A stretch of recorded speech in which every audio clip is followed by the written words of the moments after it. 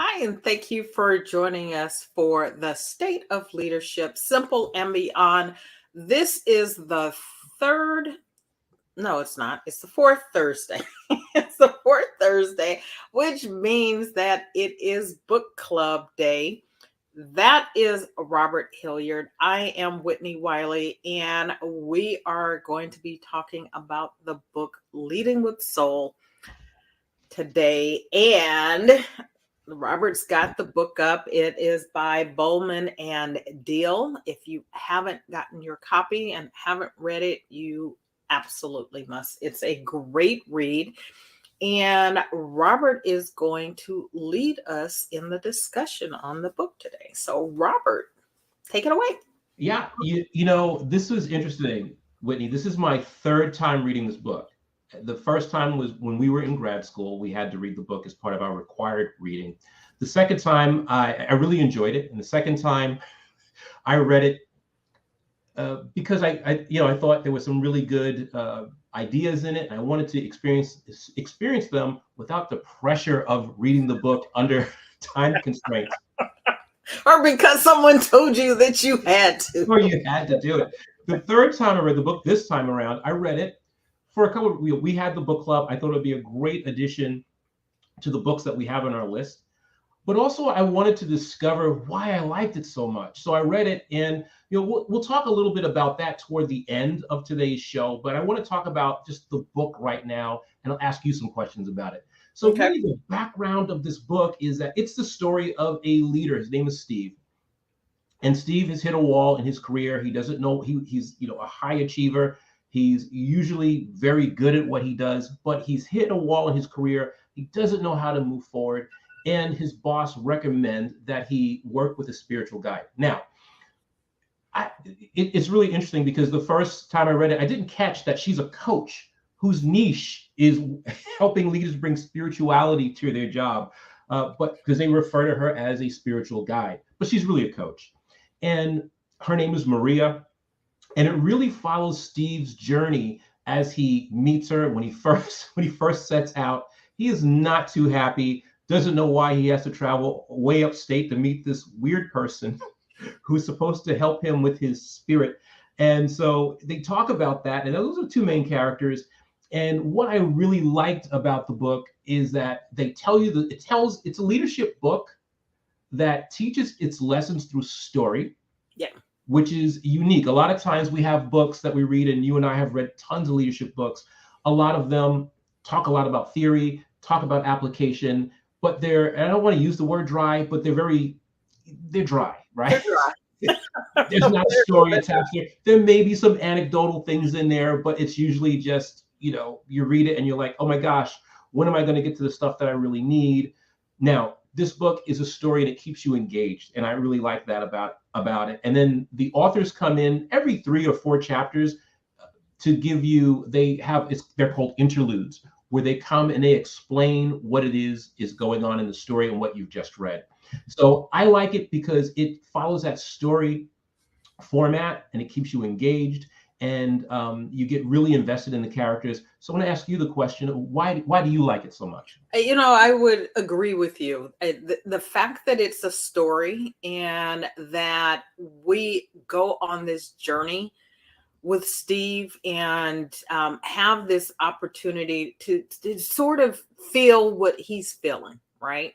And while it may not have been in exactly the same way that he experiences, we have the same challenges, right? When we're someone comes to us and they're suggesting that we could use some help in a particular way to make some changes that need to be made, there's a feeling of being, very uncomfortable, right? I think at times he was beyond uncomfortable. He was a little bit scared.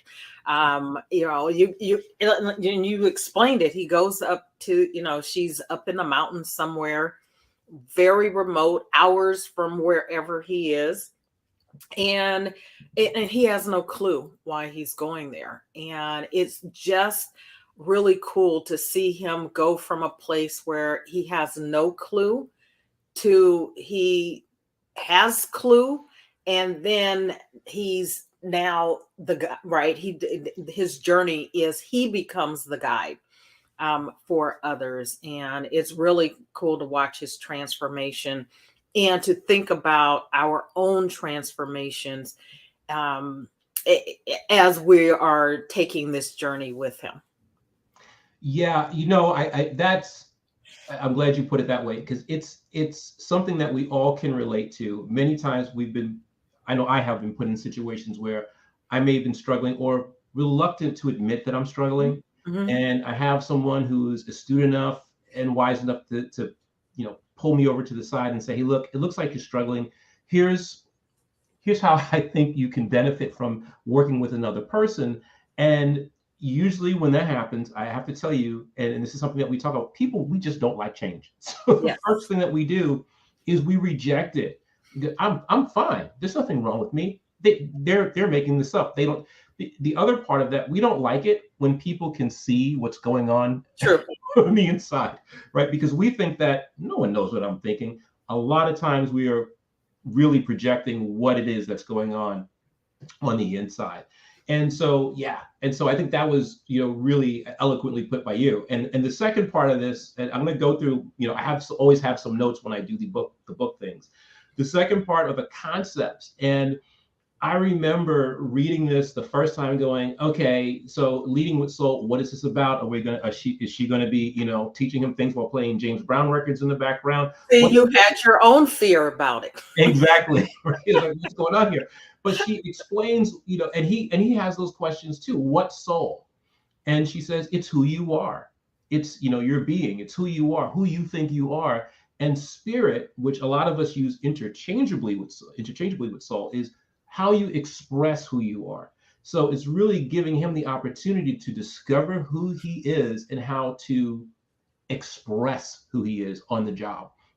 And I think, what happens to a lot of us is we tend to have our identity wrapped up in the job that we have or the title that we have, right? So, and I don't know if I've shared this here before, but I've had people, particularly when I was in the world of, actively working as a lawyer, and people would say, I didn't even know you were a lawyer. It's like, because that's not who I walk around as. But there are some people who, they're a lawyer when they walk towards you, right?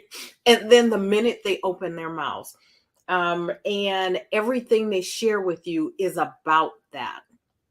And so that we can step away from the identity, the titles that we sort of hang our hats on, and get to a place where we're human, right? We are soul, we have spirit, we express ourselves through spirit,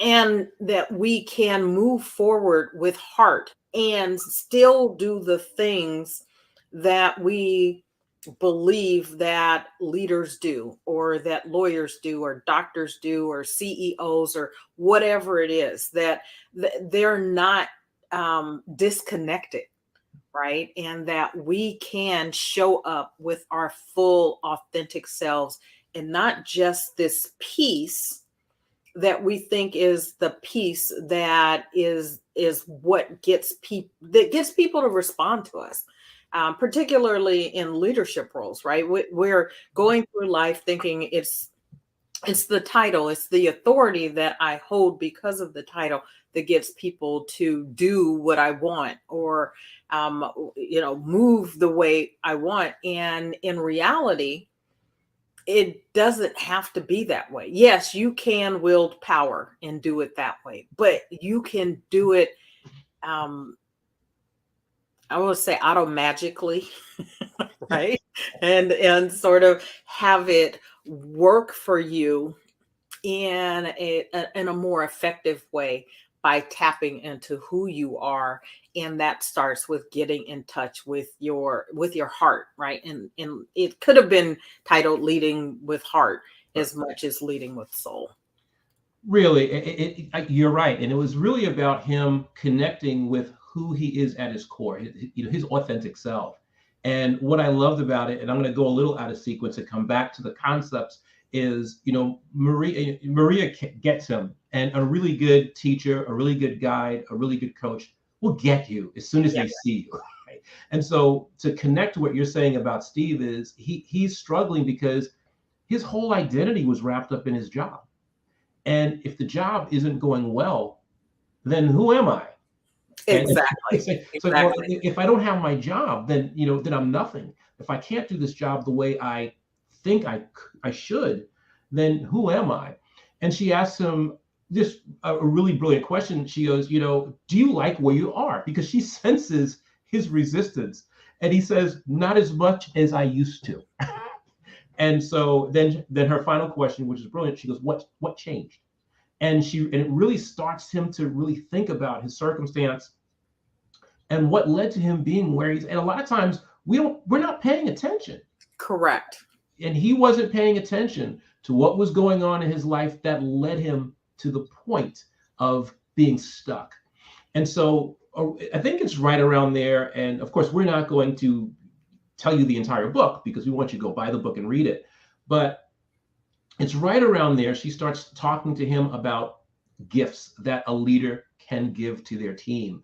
And these are gifts that he could give to himself, gifts that he can give to those who follow him. And the first one is the gift of authorship. And you can go ahead and put these up. I think you have the graphic. Yeah, is the gift of authorship. And here it really starts at the bottom. So the gift of authorship, which is really being able to put your stamp on your work, to be able to express yourself in your work in an authentic way. The second gift, and I have to admit, I cringed a little bit when I read this the first time, was the gift of love. I was like, what? Where are we going with this? And it's really caring enough about your people to find out what matters to them. That's what love. That's a big part of it. They certainly mentioned that in the book. The third gift is power, giving people the ability to make decisions. For example, and I'll use this as an example, a salesperson who can give a discount when they meet a customer that may not be able to pay the full price. They don't have to go running back to the manager. Of course, there's probably always some parameters around that, not probably, but always some parameters around that. But they have the power to do that. They have that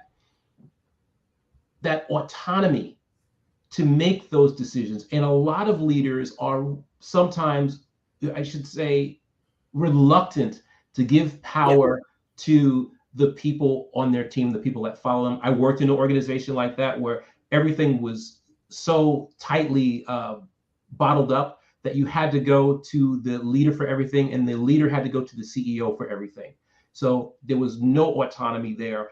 And it was a very frustrating situation for many of the workers that work there. And the last gift is the gift of significance, to know that the work that you're doing is making an impact, making a difference in the lives of others.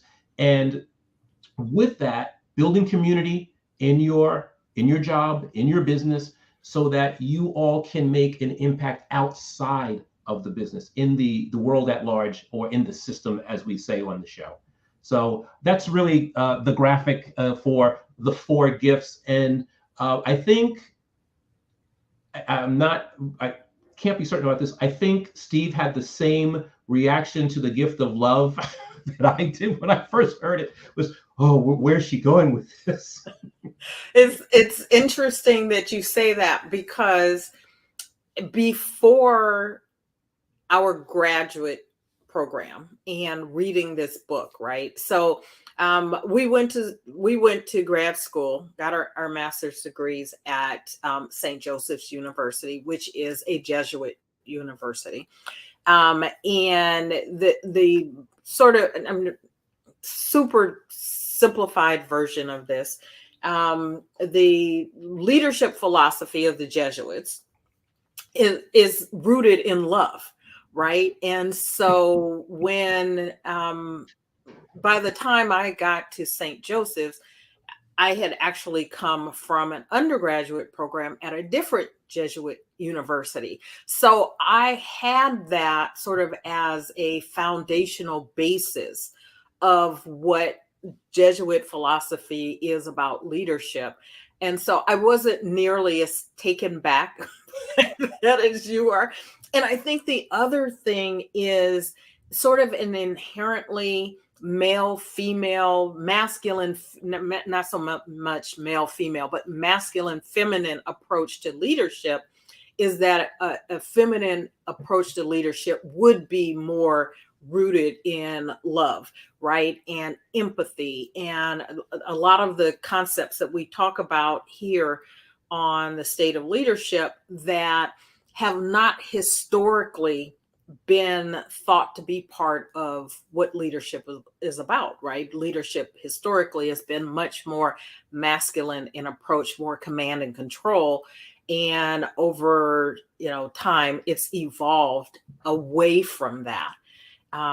There, of course, are people who still lead that way or still operate that way, I will say. And this concept that love and caring and looking out for the servant leadership approach to interacting and dealing with those that you're leading is a much more mainstream, much more accepted. And so I will just say I wasn't as taken aback by it as you are. Well, you also considering the leadership role models that I had, and I use that term role model very, very loosely because I was not emulating what they were doing, but the people that I saw, the people around, they had zero interest in showing any kind of, I'm not trying to disparage anybody, but they weren't into showing any kind of caring. Right. It was about leadership through authority. There was very, very little authorship, certainly no love or caring in there. Significance, they talked a lot about significance and making a difference, but that's really, I don't think they really understood what making a difference really was. It was like, we want to make our customers happy. Well, that's the goal of any business, right? You want to, but really making a difference in their lives, that's different than making them happy and satisfying. And sometimes in order to make a significant change, the customer may be initially unhappy. True. Because you need to sometimes educate them about things that they can do to improve their situation, and especially in things like healthcare, where I spent a lot of my time being around these leaders. And power in these organizations were mostly to be kept. Where Yes.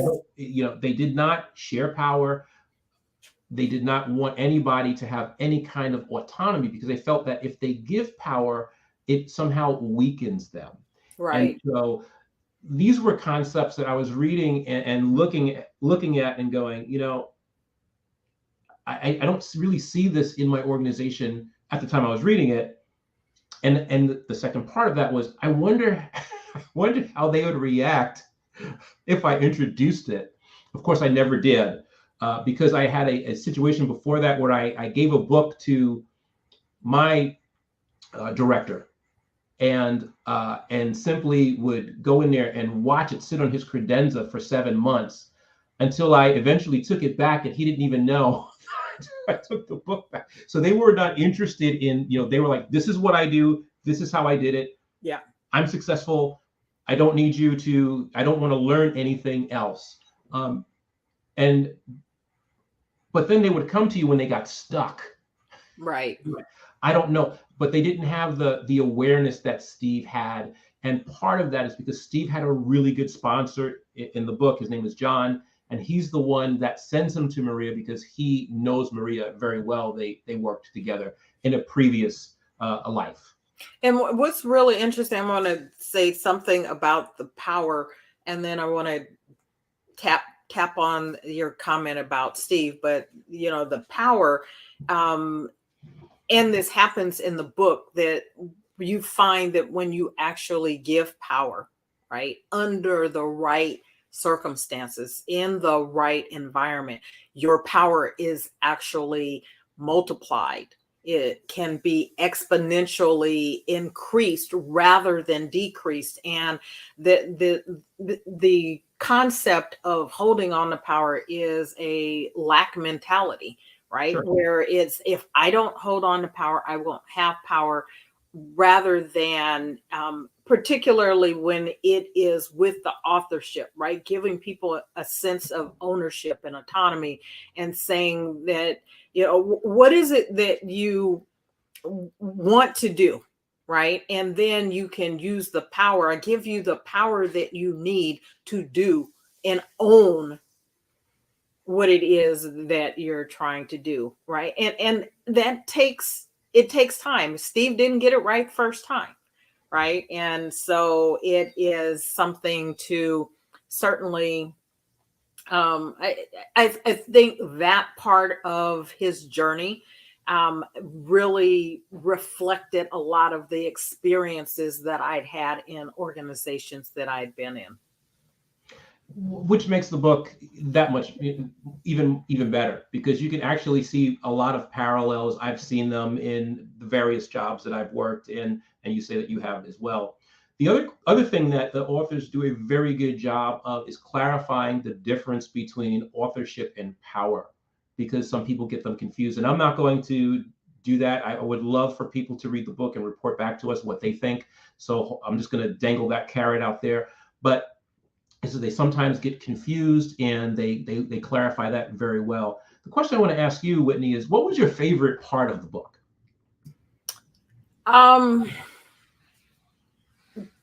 The part that I don't know if favorite, but the part that really touched me and resonated with me, not from experiences, well, maybe partially from experiences of the past, but when there was the attempt to, I think it was a Christmas party or New Year's party or something like that, right? There was some party, and they had changed the way, had taken out a tradition that had happened, and these people had gone forth with like the most enthusiasm that they were doing the right thing and with all the right intentions, and it fell flat, right? Because and this is what happens a lot in organizations, that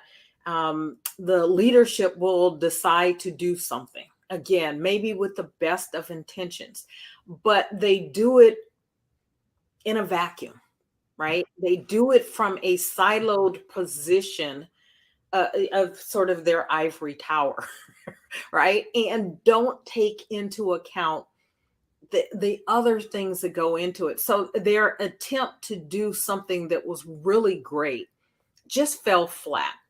And it happens, but they learned from it. And for me, the fact that you can learn from those experiences, and then the next time they did it right, the next time, for me, that was a part that really resonated with me, because I'm really about lessons, and how that journey is about lessons, right? You can't really have a journey. It's not about just going from here to there, right? It's about experiencing the trip. It's about experiencing the journey and learning things along the way, whether it is just simply through observation or it is through making mistakes and then recognizing what you need to do to correct things. Yeah, thanks for sharing that. I think that is among one of my favorite parts of the story. I think probably my favorite overall parts of the story are the ones when Steve is thinking back, and of course, this is a fictional character, and a lot of us don't have the awareness that this fictional character has.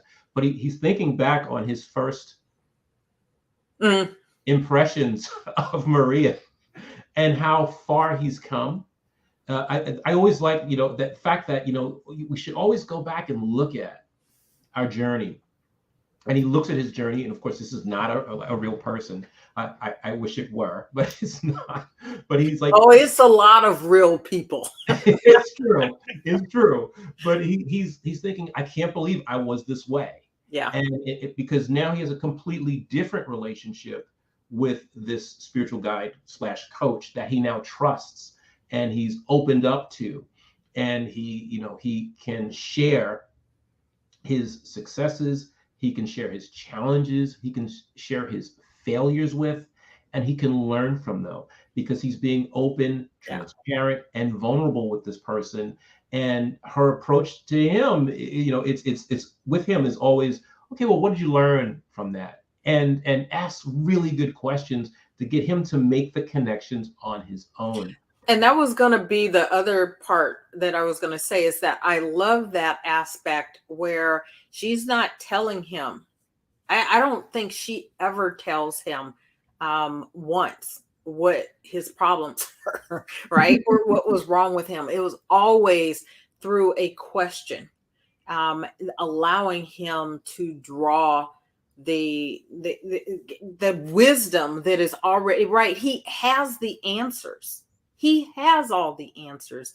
He just needs to sort of get out of his own way in order to get to them, right? To tap into his heart, to tap into his soul so that he can express his spirit with his people, which he can't do initially.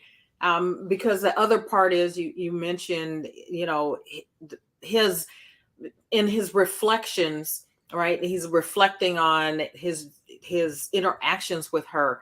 And it's not just getting to a place where he gets to know her and understand her, but he gets to know himself, right? That he thought was somebody else. And it happens to us. Things are just piled on, experiences, other people's expectations, looking out into the world, our ambitions, right? All of those things start to pile on top. And then we find ourselves one day not recognizing ourselves. And like you said, wondering, why am I stuck? Why am I feeling this way? I have everything I've ever wanted, everything I've worked for, and it's not enough, right? But it's not enough that it is, what else can I get? It becomes, it's not enough, and what do I need to shed so I can get back to the reality of who I am? And when we can do that, we can, right, show up authentically and really connect with the people that we're leading, rather than with this, I'll call it a facade, right? It's not a facade in that we're putting it on intentionally to, dupe other people, but it becomes a facade because it's not the reality of who we are. And so when we can get to our soul, we can really tap into that. And it's part of the journey that I've been on. I would say not because of the book, but because of some things that have happened in my life, primarily the death of my son. And I started asking questions, the same kinds of, it's like, what am I doing here? Right? Yeah. What is it that I want? How do I want to show up? How do I want to impact the world? Life is short, and there's nothing like death, right? That it close to you that makes you ask those questions. And when I started asking the questions and trying to figure out who I am, you mentioned this earlier when we were talking about identity. If your identity is wrapped up in your job and it's not working anymore, and you have to say, well, if I'm not this, who am I? Yeah. Right. When my son was no longer here, I was a mother. It's like, who am I? Right. And I have to tap into and get in touch with the identity of who I am, regardless of what's going on external to me, regardless of whether my son is here, regardless of whether I have this job, that job, any other job, right? I have to be who I am in all circumstances. And it's an eye-opening journey, and it's one that required me to tap into, I would say, my feminine side. I will own this. Someone who's very analytical, very logical, very. I think I was more connected to my masculine side than my feminine side, is for as long as I could remember. And it was, I would say, it was probably, my feminine side was probably awakened a little bit when I became a mother. But when my son passed, there was a shift, and I recognized I needed to be more heart-centered and vulnerable. And here's the thing that I think, and at the time I didn't make the connection, that just one simple act of someone in the days after my son passed, a colleague of mine called and said, "What do you need?" And I was like, I don't need anything. Right. I need my son back. So it's like the sum total of what I could think. She says, "I'm going to send," knowing that people would be coming to the house with this service and whatnot. She said, "I'm going to send a maid, housekeeper, over to your," and I'm like, "No, you don't need to do that. I don't need anything." Right. And it was days later, maybe weeks later, that I thought about that event. And I was like, you weren't even vulnerable in a time when that's all you really had. Right. Right? Right. You weren't even vulnerable in that moment. And it sent me down a path of really thinking about being vulnerable, being willing to be that, because without that, you sort of can't express. You can't express love. You can't feel love, really. And in the context of this book, if you can't get there, then you can't lead with love. Right. Right. And I want to thank you for sharing that. 'Cause, I'm a very private person, and I know it takes a lot of guts to share very personal things. So I appreciate you sharing that.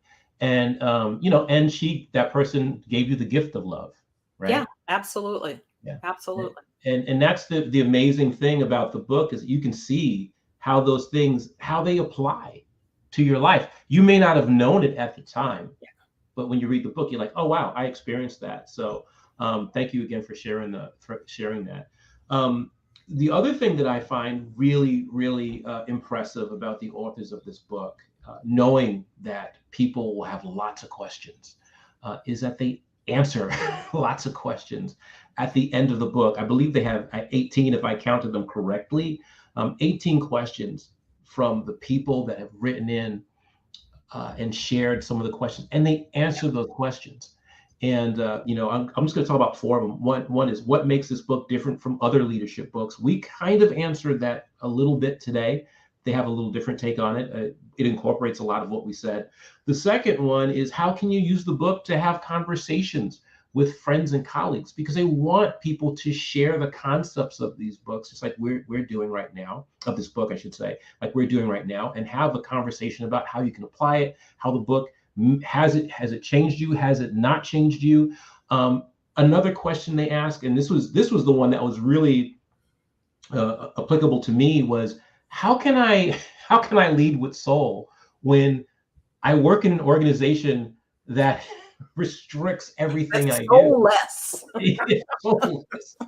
Like, how can I do it? And they answer those questions. Those are hard questions to ask, and hard questions to answer. And they give those. And one of my favorites is, how can I use this with a difficult employee?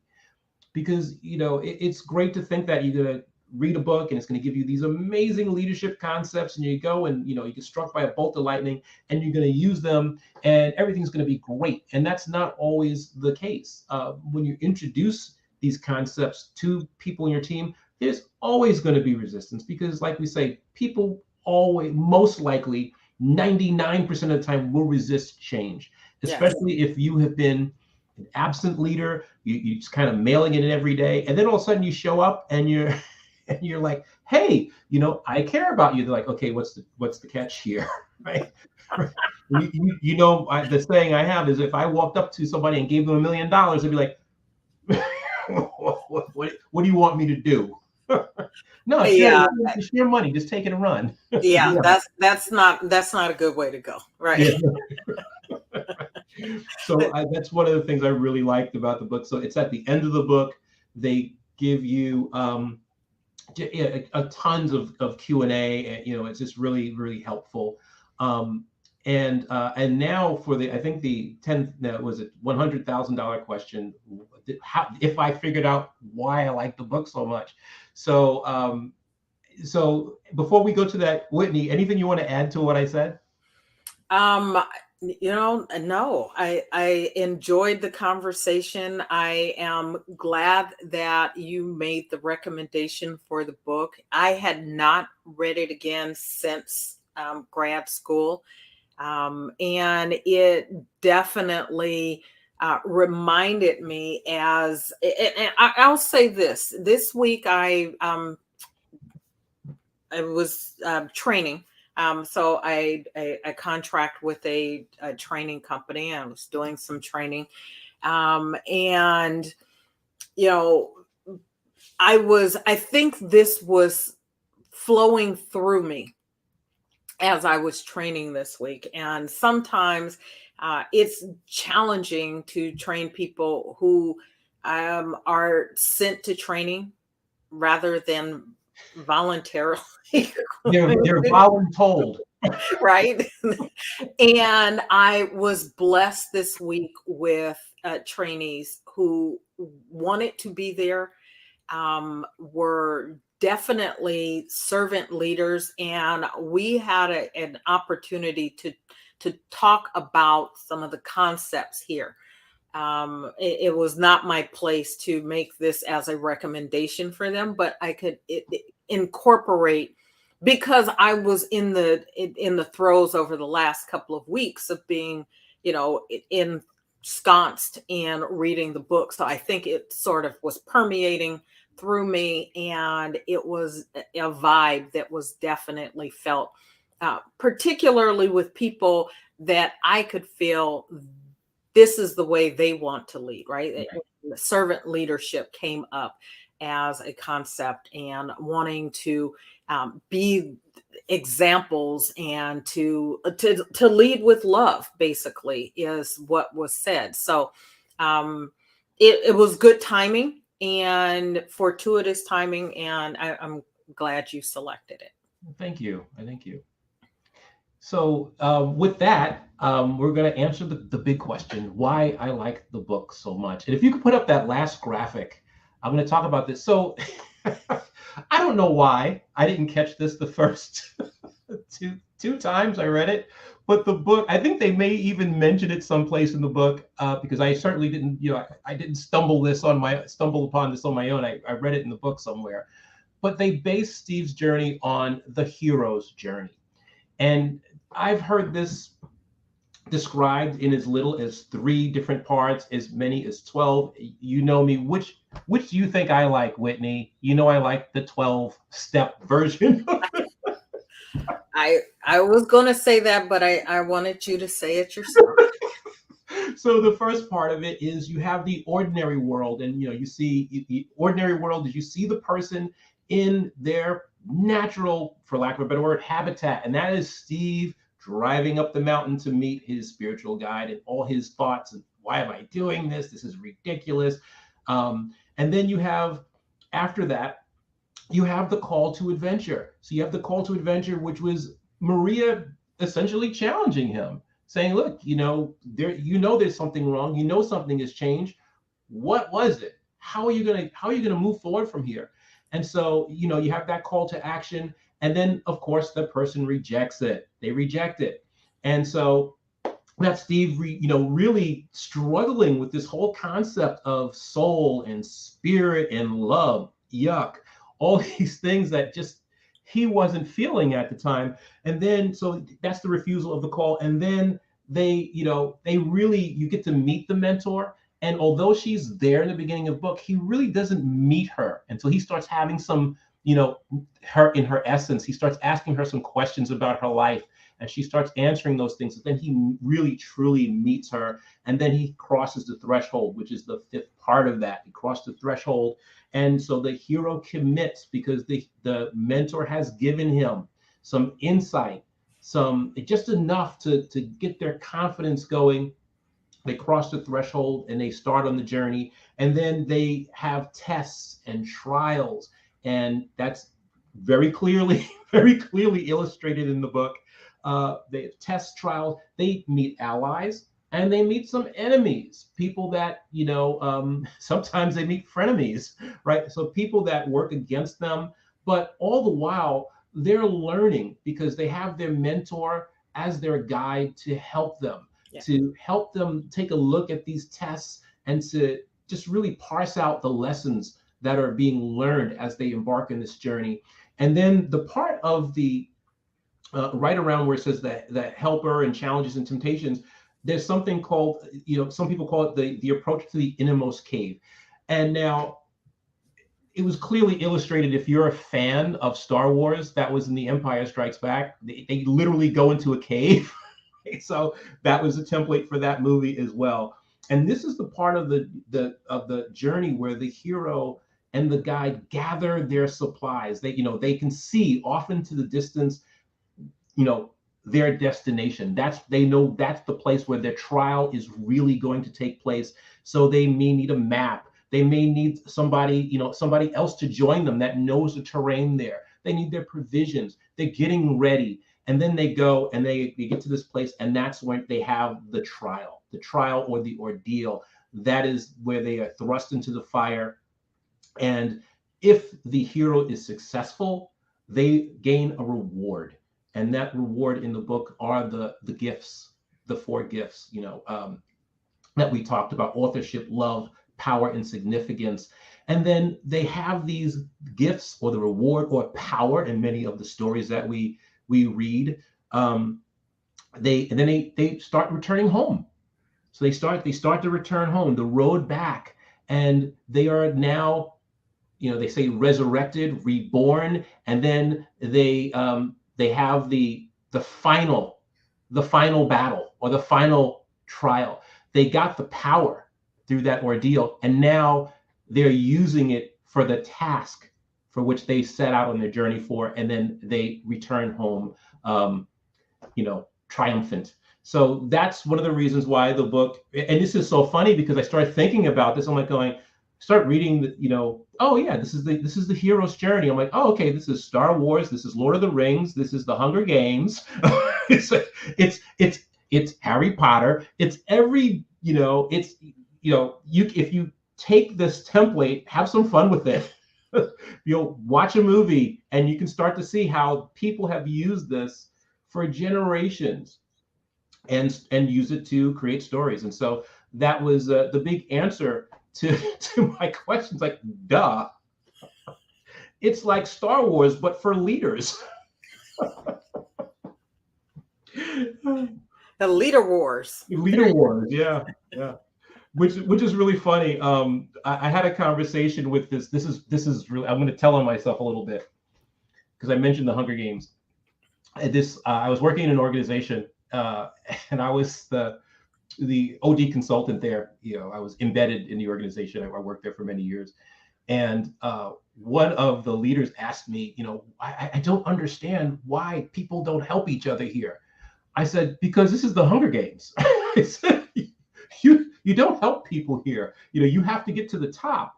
I said, it's the culture of the organization. You could change that, but you need to understand, if you're going to change it, you start with understanding the landscape of where you are. And so I thought that was very funny. So I'm glad I was able to mention the Hunger Games twice today. That is so true. When people ask, well, why doesn't such and such happen? Or why does such and such happen? It's your culture, right? None of that is happening in a vacuum, right? None of that is like, is random. So if you're wondering why, it's your culture. Yeah. And as Robert said, if you don't like it, you can change it. Mhm. Absolutely. Well, Whitney, thank you for letting me lead today's discussion. This was a lot of fun. Letting you, it was my pleasure. Well, We're partners here in this. Our show, but you are the most eloquent MC of the show. So Thank you. I appreciate you letting me, not letting me, sharing the microphone with me. And I'm going to share the microphone with you again next month, because next month our reading selection is the Harvard Business Review's Emotional Intelligence, Influence, and Persuasion by Morgan Cialdini, Hill, et cetera, et cetera. It's got a ton of people in it. Yeah. We'll be having that discussion on Thursday, March 23rd, always the fourth Thursday of the month. We'll have our book club discussion again. It's HBR's Emotional Intelligence, Influence, and Persuasion. And that is another Robert Hilliard selection. And so we'll have that discussion. Robert, anything you want to share if anyone wants to get in touch with you and work with you? Yeah, sure. I love working with leaders that are in that position of hitting the wall, not knowing how to move forward. If you're ever in that situation, please reach out to me. Whitney put my website on the bottom here. You can reach out to me at inspireme@roberthilliardcoaching.com. There's actually a form there on my website. You can fill that out, send that to me, and I will answer you immediately. I usually turn that around within 24 hours, and we can set up a chemistry call, see if we're the right fit for each other, and go on from there. And if Robert's not the right fit, he can kick you down to me. So. Absolutely. Absolutely. And, it's always my philosophy that when I work with someone, even in a chemistry/discovery session, that you walk away with something that you could use. So hopefully, if you do that, even if it's one session, I hope to give you something that you could use right away. Absolutely. And Robert is a brilliant guide and executive coach. So reach out if you are in need. And if there's anything that we can do for you on an organizational level, please feel free to reach out as well. Again, next month, we are reading Emotional Intelligence, Influence, and Persuasion, fourth Thursday. But you can find us here every Thursday, 3 p.m. Eastern, 12 noon Pacific, talking all things leadership. And our next meeting, we will be, the month of March will be about mastery. So we'll be talking about mastery and what that means and how you can achieve that. So until next time, take care. Bye now.